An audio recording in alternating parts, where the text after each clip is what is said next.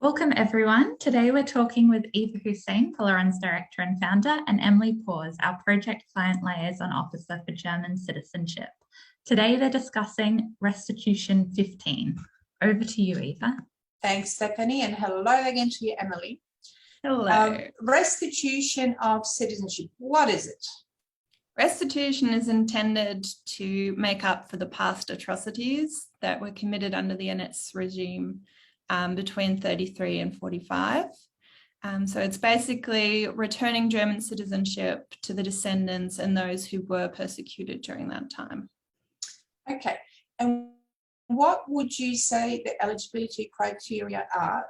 What was the persecution? I mean, historically, we know what happened, but what are some of the groups that fit under that umbrella and that eligibility criteria? So in the legislation, they mentioned political, racial, and religious grounds. So obviously, the Jewish people were persecuted, but also the Romani people, Gypsies, they were heavily persecuted.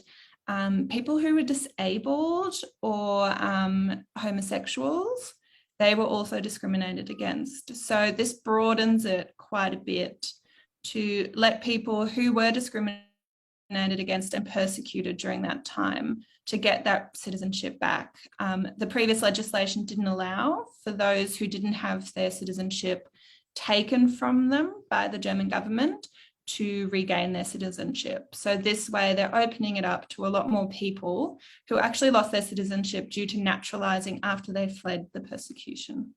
Okay, and this is a question we get all the time, but how do you actually prove it? What are some of the evidence that we are able to provide on behalf of clients? Where do you find it? What does the government, the German government, want us to show? They're very flexible in what you can use to show. For example, for political persecution, you just have to prove that your ancestors were part of a political group that wasn't basically the Nazis.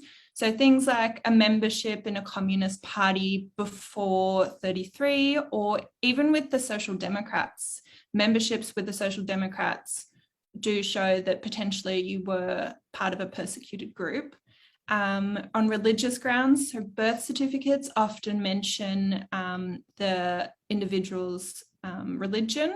So if Jewish was mentioned on the birth certificate, then that's really good proof. Also, the Germans stamped a J into a lot of passports of Jewish citizens to identify them. So that's really good proof.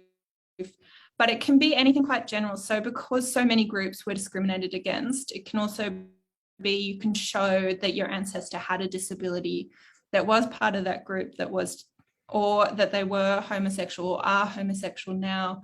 That can also prove that there was potential persecution for those individuals. Okay. And the range of documents that you can use obviously varies because everyone's case is different. And the other interesting thing that I think came through the newest legislation that was just enacted in August is my understanding is that even if you were not a citizen, you can get it back, or if your ancestors were not a citizen. Can you explain what that is about? So a lot of people were denied citizenship between 33 and 45 if they were part of a group that the Nazis didn't feel were the Aryan Germans that they believed was required for citizenship. So people who lived in Germany before 33 and had their habitual residence in Germany, under German law, that usually means about 6 months of constant living in Germany, and then they fled due to persecution after 33 due to the NS regime. These people can now come back and prove that they lived in Germany or their ancestors lived in Germany before 33 and that they left due to being part of a persecuted group. So it really broadens a lot of the citizenship laws. Also, if you were a child and born after 33 to parents who lived in Germany before 33, and that's what disrupted your living in Germany, you can also prove that and get citizenship through that. Okay, so very essentially quite flexible. And from experience, we know that approval of these cases takes a long time, sometimes up to 2 years. But take us through which authority in Germany approves these cases. What are they looking for in people's applications, and how long does it take? Although I've already said it. Well, it's the BVA, the Bundesverwaltungsamt, and they are the administrative body in Germany. They sit in Cologne, and they basically want to check that your lineage is intact, so that you are related to your father, who's related to your grandfather, who was persecuted. So you have to prove that, usually done through birth certificates, things like that. Then you have to prove that your ancestor was part of a persecuted group, and they also have to have left during the time, so 33 to 45, or the family would have had to leave. So they do check a few things, but they're very flexible on documentation for proof of persecution. So they really want to sort of get people their citizenships back and make up for the past atrocities. So let me just focus on one point of what you've just said. So did the ancestors have to have left Germany? What happened if they stayed and survived? Is that considered a good point? Or do they look at it and say, no, hold on, if you stay, that means you weren't persecuted? If you were persecuted and you stayed, citizenships were actually given back to those who had lost them, usually after the war. Yeah. Also, if you left if you left before 45, but didn't actually lose your citizenship until just before 55, then you can also apply for this. So there is a cutoff of 55. So you have to have given up your German citizenship before 55.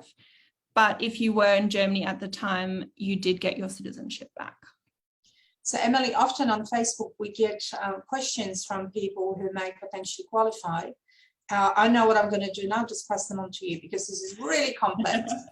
And of course, we have looked at legislation and eligibility criteria, but for the most part of what you've explained, it's flexible. However, there are still, there's a framework about who qualifies and who doesn't.